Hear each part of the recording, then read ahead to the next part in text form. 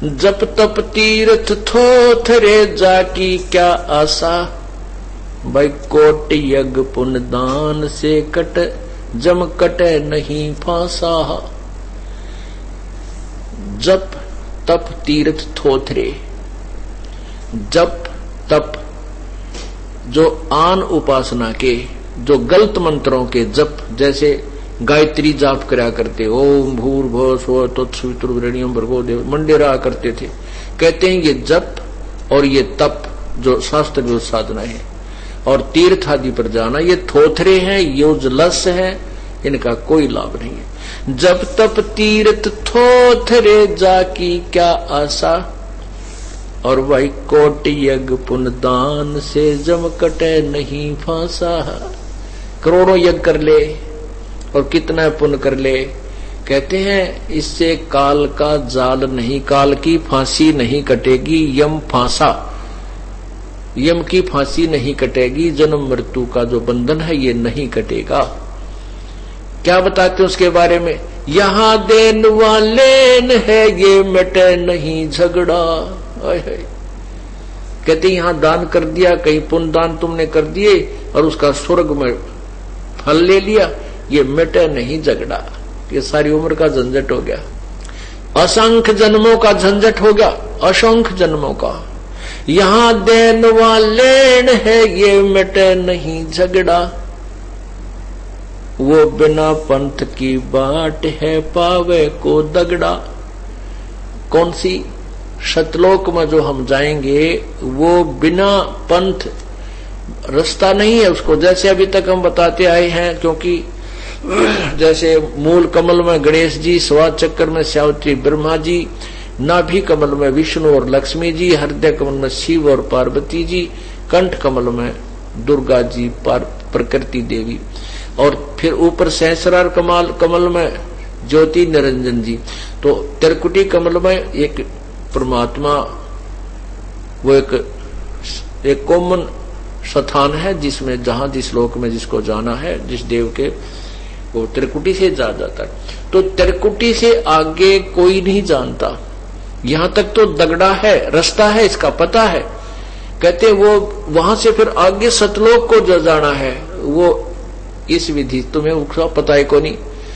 तो क्या बता रहे हैं गरीबदास साहिब जी, भगवान की महिमा बता रहे हैं कि वो बिना पंथ की बाट है, बाट माने वो सफर बगैर रास्ते का है, उसका तुम्हें ज्ञान नहीं। पावे को दगड़ा, उस रास्ते को, उस मार्ग को कौन प्राप्त कर सकता है। फिर बताते हैं अगर दान भी तुमने देना है, बिन इच्छा जो देत है सो दान कहावे, और फल चावे नहीं तास का वो अमरापुर जावे। इच्छा रूपी भक्ति कराही सो सुख सागर जावत नाही।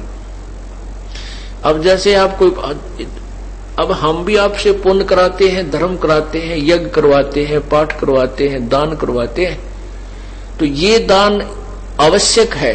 जैसे खेत में बीज दिया और खाद पानी डाला नहीं, तो बीज जो बीज दिया उसमें खाद पानी, नाम तो बीज है, खाद और पानी, जल, ये धर्म, ये पुण्य है, यज्ञ है, ये भी आवश्यक है।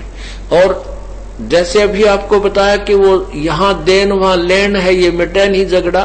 अब जैसे ही वो तो यहां से पुण्य आपने किया है कॉमनली, बगैर किसी प्रॉपर वे से, तो लाभ उसका भी मिलता है। जैसे आप पक्षियों को दाने डाल देते हो, चींटियों को डाल देते हो, जैसे पिंडदान कराते हैं, मछलियां कुछ दाने खा लेती, वो उनका थोड़ा बहुत पुण्य आपको अवश्य मिलता है। लेकिन वो पुण्य भी यूजलेस है। जैसे खेत में पानी डाल दे दिया और बीज बोया नहीं, तो उसमें घास उगा होगा, और वो घास केवल पशुओं का चारा है, मनुष्यों का नहीं है। ऐसे जो दान आप वैसे करते हो, और फिर वही खाद पानी डाल ले उसमें गेहूं का बीज के, तो फिर दोनों काम हो, पशुओं का चारा भी बने, वो भूसा बने उसमें तूड़ा, और गेहूं भी मिले। तो ऐसे ही ये मोक्ष मार्ग जो ये दास आपको बता रहा है, इस विधि से किया हुआ पुण्य और दान आपको दोनों लाभ देगा। और इसमें क्या बताते हैं, जो इच्छा बिन इच्छा जो देते, जैसे आपने कोई तकलीफ बताई, दुख बताया, और उसका समाधान बता दिया जाता है कि आप एक जोत बोल दो। ज्योति का क्या अर्थ होता? हवन। आपने हवन वही मान रखा है कि एक कुंड में लकड़ियां डालकर ऊपर घी डालकर स्वाहा स्वाहा ये वेद के कोई मंत्र बोलते रहे। अग्नि घी को प्रज्वलित कर देना ये हवन यज्ञ है। मंत्र बोलने का ज्ञान यज्ञ का फल है। अब ये केवल मंत्र बोल दिए और हवन कर दिया, ये केवल एक हवन यज्ञ और ज्ञान यज्ञ का फल आपको मिला। तो इन दोनों से काम नहीं चलेगा। तो जैसे हम आपको हम ज्योति जलाते हैं, एक रुई की बाती बनाकर और उसको खड़ा लगाते हैं, इसको अमर ज्योत बोलते हैं, और उससे हम घी उससे सभा करते हैं, जलाते हैं, तो वो हवन हो जाता है। वो हवन यज्ञ का लाभ आपको प्राप्त कराते हैं। तो उससे क्या होता है कि आपने जो तकलीफ आपको होगी, आपके पुण्य नहीं है, तो वो हवन जो यज्ञ आपने किया उसका प्रतिफल आपको भगवान देता है। और जो आपका काम उस हवन यज्ञ के कारण होना था वो हो जाता है और आपका दान बराबर हो गया। और आप बिन इच्छा से देते हो उसका ठीक है, क्योंकि प्रारंभ में आपने ये भी करना होगा ताकि आप तब तक आपकी भक्ति ज्यादा बन जाए और परमात्मा आपको सहयोग और देने लग जाए। सर्वप्रथम तो प्रभु आपको अपने कोटे से, कबीर परमात्मा अपने कोटे से आपको सुख देता है। फिर आपको विधि बताई जाती है, आप ऐसे कीजिए ऐसे कीजिए। जैसे सरकार ग्रांट देती है, सब्सिडी दे देती है। अब सब्सिडी इसलिए देती है कि ये अपने पैरों पर खड़ा हो जाए, अपना धंधा कर ले, अपना घर बसा ले, ये कुछ अपने जो निर्धनता को दूर कर ले। और वो कुछ करता नहीं है, उस सब्सिडी ने लेकर खा पी कर अपना दारू तुप्पा पी कर बर्बाद कर देता है, वो ज्यों का त्यों रह जाता है, वो बराबर हो जाता है। इसी प्रकार परमात्मा पहले आपको अपने कोटे से सुख देता है, सब्सिडी देता है कि अब तू लालच देता है कि तू भक्ति कर ले, तुझे सुख मिलेगा। फिर आपको बताता है कि ऐसे कर ले ऐसे कर ले, तो खुद मेहनत कर, नाम जाप कर, सेवा कर, सिमरन कर, तो साहूकार बन जाएगा। तो यहां तो जो दान आप किसी इच्छा के लिए बोलते हो, मैं जोत बोलता हूं, मैं पाठ बोलता हूं, वो पाठ जिस उद्देश्य से बोला वो काम कर देगा आपका, लेकिन दान बराबर हो गया, समाप्त हुआ। और आप उसके साथ साथ एक आध दान, एक आध पाठ, हवन, ज्योति बगैर इच्छा के भी कराइए, प्रारंभ कीजिए, उसका प्रतिफल मत मांगिए, तो वो आपको दोनों लाभ देगा। आपके वो काम भी ठीक करेगा जो उस हवन के लेवल का है और पाठ के लेवल का है, और साथ में उसका अन्य फल और भी मिलेगा। यह समाप्त नहीं होगा, वो आपके गुड अकाउंट में भी लिखा जाएगा। और जो आपने किसी उद्देश्य पूर्ति के लिए क्या, वो बराबर हो जाएगा, खत्म हो जाएगा। इस प्रकार इस ज्ञान को समझना है। क्या बताते हैं? बिन इच्छा जो देत है सो दान कहावे, और फल बाचे नहीं तास का अमरापुर जावे। तो वो जो पुण्य आपने बगैर इच्छा के जो दान किया है, पाठ करवाए हैं, उसको वो आपको दोनों लाभ देगा। जो पाठ के लेवल का लाभ वो तो देगा ही देगा, और साथ में अमरलोक में जाने में सहयोग देगा। भक्ति में भी आपका उसका कुछ क्रेडिट जोड़ दिया जाएगा, अर्थात परलोक के लिए भी वो सेव रह जाएगा, बच जाएगा।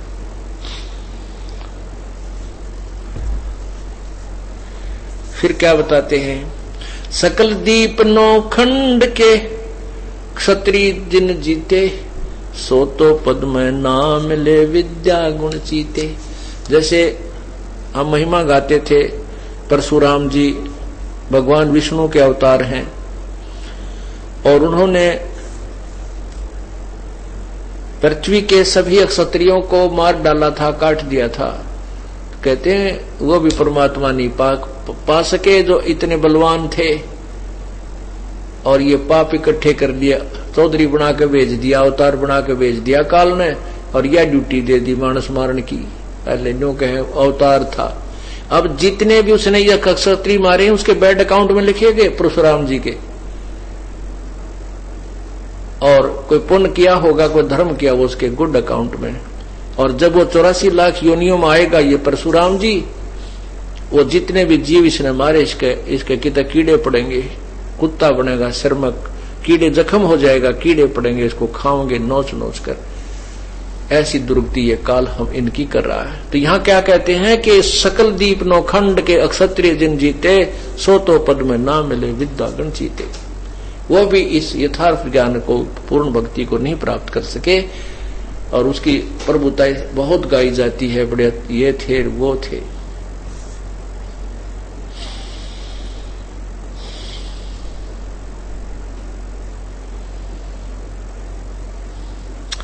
सुर नर मुनिजन से वही सनकादिक से ध्यावे, शेष सेंस मुख रटत है जा कपार न पावे। अब शेष नाग के 1000 मुख बताते हैं, और एक मुख में 2 जीव। कहते हैं वो भी भगवान रट रहा है, उसी परमात्मा को पाने की चेष्टा कर रहा है। तुम तो एक गायत्री जाप को ओम जाप गेल ला के कर रहे हो। पहले तो ये शास्त्र विरुद्ध हो गया, क्योंकि गायत्री मंत्र नहीं है, ये यजुर्वेद अध्याय नंबर 36 का 3रा मंत्र है। इसके साथ वो मंत्र लगाना ही कति नालायकी है। जैसे मोटर गाड़ी की या मोटरसाइकिल के पिस्टन के साथ कोई नट वेल्ड कर दे और अपनी प्रभुता दिखावा कि ये नट बहुत बड़ी, अब ये पिस्टन और ज्यादा कारीगर हो गया, बढ़िया हो गया, कामयाब हो गया, उसने तो उसका नाश कर दिया, व्यर्थ कर दिया वो पिस्टन। उसके साथ नट जोड़ के वो तो कंपनी ने पहले ही स्पेसिफाइड बना रखा था। परमात्मा ने यजुर्वेद के 36वें अध्याय के 3रे मंत्र में यो मंत्र लिखा हुआ है और प्रभु का बोला हुआ, इसके साथ कोई छेड़छाड़ करनी मूर्खता की बात होती है, उससे लाभ नहीं हानि हो सकती है। तो ये गायत्री जाप को हम करते थे तो कोई लाभ नहीं होता था। कोई का मतलब है जो चाहिए वो नहीं होता था, केवल ज्ञान यज्ञ का लाभ वो भी आंशिक होता है। तो इससे हम मोक्ष मानते थे। ऐसे ही कहते हैं, इस तुम जैसे शेष नाग 1000 फनों से ये क्रियाएं कर रहा है, उसको भी नहीं मिला। आप तो एक मुंह से 1 लाख जाप कर दिए कि हफ्ते 10 दिन में, और वो तो एक दिन में एक ही बार में 1000 जाप करे है। 10 से बार में उसके 1 लाख जाप हो गए, और उसको भी नहीं मिला वो परमात्मा इस विधि से। और ये सुर नर मुनि जन सेव ही सनकादिक ध्यावे। सुर नर मुनिजन, सुर देवता, मुनि या ऋषि, नर जो धार्मिक लोग हैं, ये सब पूज रहे हैं परमात्मा परमात्मा पूर्ण परमात्मा करके। और सनकादिक ये संत कुमार आदि जो ब्रह्मा जी के 4 पुत्र हैं जो बालावस्था में रहते हैं, कहते ये भी ध्यान लगाओ पूर्ण परमात्मा के ही भक्ति के लिए। लेकिन कहते हैं हम पूर्ण परमात्मा की भक्ति करें, लेकिन विधि गलत होने से उनको भी कुछ भी हासिल नहीं हुआ, प्रभु प्राप्ति नहीं हुई। ब्रह्मा विष्णु महेश रे देवा दरबारी, शंख योग कल्प युग हो गए जाकी खुली ना तारी। ब्रह्मा विष्णु महेश जैसे भी उसी के दरबारी यानी नौकर हैं।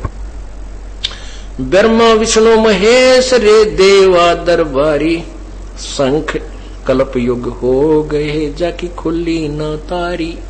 कि उसका अभी तक ज्ञान किसी को नहीं हुआ है, परमात्मा स्वयं ही आकर अपना ज्ञान बताता है।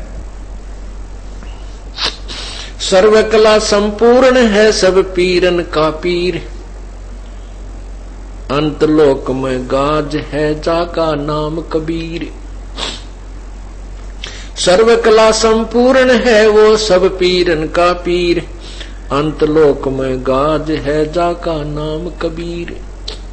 शंख परले शंख असंख रे पलमा ही बिहानी, गरीबदास निज नाम की महिमा हम जानी। कि निज नाम माने यथार्थ नाम, सत्य नाम, सच्चा नाम की महिमा हमने जानी, उससे हम परिचित हुए। वो कौन सा नाम है? सत्य नाम, निज नाम। सुख के सागर राम है, दुख मोचन होई। अब यहां राम शब्द जो है, जैसे आपने भी पढ़ा कि तत् कहण को राम है, दूजा नहीं देवा। अब यहां कह रहे हैं दूसरे शब्द में कि सुख के सागर राम है, दुख मोचन होई, और पत्थर पानी प्रतिमा से तेरा नहीं कोई। अब सुख के सागर राम है। अब हम पहले, हमारी बुद्धि, जब हमें ज्ञान नहीं था, तत्व ज्ञान नहीं था, तो हम जब भी राम शब्द कोई मुख से उच्चारण करते थे तो हमारा श्री रामचंद्र जी, दशरथ पुत्र श्री रामचंद्र जी विष्णु अवतार के ऊपर हमारी सुई चली जाती थी बुद्धि की, और हम उन्हीं को सुप्रीम पावर मान लेते थे। जहां भी राम का नाम जपो भाई, तो हम उसी राम को फाइनल गॉड मानते थे, सुप्रीम गॉड मानते थे। अब यहां क्या बता रहे हैं कि सुख के सागर राम है, दुख मोचन होई। दुख मोचन माने संकट मोचन, जैसे दुख मोचन, वही हमारे संकटों का निवारण करने वाले राम, अर्थात और तो कोई देव है ही नहीं जिसको हम राम संज्ञा में लें, जिसको हम परमात्मा की संज्ञा में लें। तो अब हमारा जो तत्व ज्ञान से निर्णय हो गया है, स्पष्ट हो गया है, ये तो कंसेप्ट ही क्लियर हो गया है कि कबीर ही गॉड है, वही पूर्ण परमात्मा है, उसी की भक्ति से पूर्ण मोक्ष है। तो उसके विषय में बता रहे हैं कि सुख के सागर राम है, दुख मोचन होई, और पत्थर पानी प्रतिमा से कोई तेरा नहीं कोई। पत्थर की मूर्ति प्रतिमा बना के किसी गंगा जमुना आदि में स्नान करने से, तीर्थ में नहाने से कोई पार नहीं हुआ आज तक। जैसा कि आपने सुबह के सत्संग में सुना था कि भगवान श्री कृष्ण ने स्वयं यादवों को, सभी यादवों को कहा था कि आप जाइए और जमुना में स्नान कीजिए, तुम्हारा दुर्वासा का दिया हुआ श्राप नष्ट हो जाएगा जमुना स्नान करने से। लेकिन नहीं हुआ, सभी के सभी उस श्रापवश लड़के मर गए। अर्थात परमात्मा श्री कृष्ण जी द्वारा बताया गया समाधान व्यर्थ था कि जमुना में नहाने से तुम्हारा श्राप नष्ट हो जाएगा। वो समाधान सही नहीं था। इसी प्रकार गरीबदास जी परमात्मा कबीर साहिब की महिमा बताते हुए और ज्ञान को यथार्थ निर्णय तरीके से बताते हुए कह रहे हैं कि पत्थर पानी प्रतिमा से तेरा नहीं कोई। फिर क्या बताते हैं? नारद मुनि धरु को मिले जिन नाम सुनाया, और कल्प युग हो गए फिर अभी गर्भ नहीं आया। अब कहते हैं कि जैसे ध्रुव जी को नारद मुनि मिले थे तो उन्होंने उसको नाम बताया था कि नाम जप, तो उन्होंने, ध्रुव जी ने नाम जपा, तो वो एक कल्प युग तक, एक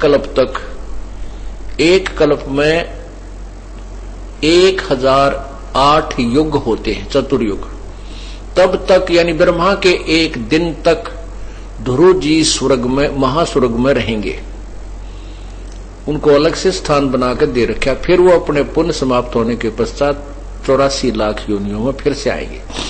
तो यहाँ क्या बताते हैं कि यदि तुमने थोड़ा बहुत लाभ भी लेना है तो भी उस नाम के, जो यहाँ का मंत्र है ब्रह्म का, इसी का सहारा लेकर के कुछ राहत प्राप्त कर सकते हो। तो और ये पत्थर पानी में जो मूर्ति आदि बनाकर तुम केवल इसी पूजा पर आधारित हो, इससे तो आपको कोई लाभ नहीं होगा। फिर क्या बताते हैं? प्रहलाद भक्त परवान है धुन गर्भ लगाई, कबीर पुरुष की बंदगी रोशन भई भाई। अब कहते हैं प्रहलाद ने भी गर्भ में ही परमात्मा का ध्यान प्रारंभ कर दिया था, क्योंकि ये पुण्य आत्मा कई जन्म जन्मांतर से भक्ति करते हुए आ रहे थे। विष्णु पुराण में लिखा है कि ध्रुव को विष्णु जी कह रहे हैं कि ध्रुव ये तेरी इसी जन्म, ध्रुव को नारद जी कह रहे हैं कि ये तेरी इस जन्म की कमाई नहीं, तू पहले भी प्रभु का भक्त था। ऐसे ही जो विष्णु रूप में प्रकट हुए थे प्रभु, अपनात्मा, ये तत्व ज्ञान है। जब ध्रुव को किसने दर्शन दिए थे? ये पूर्ण परमात्मा ने दिए थे। पूर्ण परमात्मा ने विष्णु रूप धार के उसको दर्शन दिए थे, क्योंकि वो विष्णु की ही साधना मानकर जाप कर रहा था। तो जिस बीच कहते तीनों लोकों में प्रवेश करके सबका धारण पोषण वही पूर्ण परमात्मा ही करता है। जो भी जिसकी साधना कर रहा है जैसे, तो उसका फल भी वो प्रभु ही प्रदान करता है। तो विष्णु पुराण में कहा कि ध्रुव तू पिछले जन्म कई जन्मों से तो मेरी भक्ति करता हुआ आ रहा है। और जब विष्णु जी के रूप में पूर्ण परमात्मा प्रकट होकर ध्रुव को मिले, ध्रुव ने क्या मांगा? राज मांगा। अब देखो, अंधा आंख मांगता है, निर्धन धन मांगता है, और निसंतान केवल संतान ही मांगता रहता है। अब ध्रुव को यह खटक लगी थी कि मुझे राज नहीं मिला, मैं राज प्राप्ति करूं, राज प्राप्ति करूं। मेरे भाई को राज मिल गया। तो भगवान ने कहा, रे के मांगा तने ये? अगर तू मोक्ष मांगता तो मुझे तुझे मोक्ष देता। इस प्रकार हमें अधूरे ज्ञान से, तत्व ज्ञान ना होने से हमने मांगना भी ना आता भगवान से। तो यहाँ क्या बता रहे हैं कि इसी प्रकार प्रहलाद भी कई जन्मों के जन्मांतरों से पुण्यात्मा की भक्ति करता हुआ रहा था। तो ऐसी पुण्यात्माओं का काम शीघ्र बन जाता है, या पिछले जन्म का जो संग्रह भजन था साथ में तुरंत और मिल जाता है, वो जल्दी उनसे रिजल्ट आने शुरू हो जाते हैं। तो यहाँ कहते हैं ध्रुव प्रहलाद ने भी माँ के गर्भ में ही प्रभु की याद अधिक बनी हुई थी। और फिर कहते हैं कबीर पुरुष की रोशनी बंदगी रोशन भई भाई। अब वो साधनाएं भी प्रहलाद को क्या मिला? राज्य मिला। प्रहलाद को क्या मिला? स्वर्ग का राज्य मिला। और स्वर्ग का राज्य समाप्त होने के बाद फिर 84 लाख योनियां मिली। यही फल उनको मिला। ले कहते हैं कबीर पुरुष की बंदगी अब रोशन हुई भाई। हाय हाय, उस पूर्ण परमात्मा की साधना अब प्रकट होगी, प्रकाशित होगी। अब ये रोशन हो गई है। उस कबीर परमात्मा की भक्ति करने से मोक्ष होगा। अब कैसे साधना करनी चाहिए परमात्मा की? पूरी श्रद्धा से परमात्मा की भक्ति करनी चाहिए। कोई भी हम पुण्य दान करते हैं उसमें भी हमारी श्रद्धा अटूट होनी चाहिए।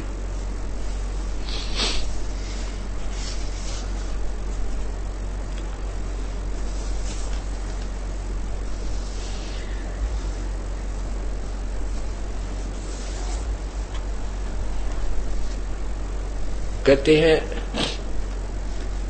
जिन हर जैसा सुमरिया ताको तैसा लाभ है। भाई ओसा प्यास न भाग ही जब तक धसे न आब। जिन्होंने जैसा भी परमात्मा को भजा है उसको वैसा लाभ अवश्य मिलेगा। अन्य जो साधनाएं आप कर रहे थे, जैसे अभी आपने वर्णन सुना कि ब्रह्मा विष्णु महेश और दूसरे भी देव पूजा करते हैं और अन्य भी पूजा करते हैं। कोई एक दान करता है, कोई एक यज्ञ हवन करके राजी हो रहा है, प्रसन्न अपने आप को अपनी क्रियाओं को सही मान रहा है। कहते नहीं, हाँ ठीक है, जिन हर जैसा सुमरिया ताको तैसा लाभ। जैसा भी जिसने क्रियाएं प्रभु की हैं उतना लाभ अवश्य मिलेगा। लेकिन ओसा प्यास न भाग ही। ओस चाटने से प्यास नहीं बुझ सकती। जब लग धसे नहीं आब। जब तक गट गट 2 गिलास 3 गिलास पानी नहीं पी ले प्यासा व्यक्ति, प्यास नहीं बुझ सकती ओस चाटने से। तो अन्य जो क्रियाएं हम करा करते, मंगलवार ने 1.25 किलो 1.25 रुपये का प्रसाद बूंदी लाया करते, वह बैठ देते, वो ओस चाटा करते। और यहां तक भी ब्रह्मा विष्णु महेश की पूजा, ब्रह्म तक की पूजा, परब्रह्म तक की पूजा भी पूर्ण मोक्षदायक नहीं है। कहते हैं यहाँ लेन व देन है, ये मिटे नहीं झगड़ा, वो बिना पंथ की बाट है पावे को दगड़ा। उस पूर्ण परमात्मा की साधना से हमें लाभ होगा।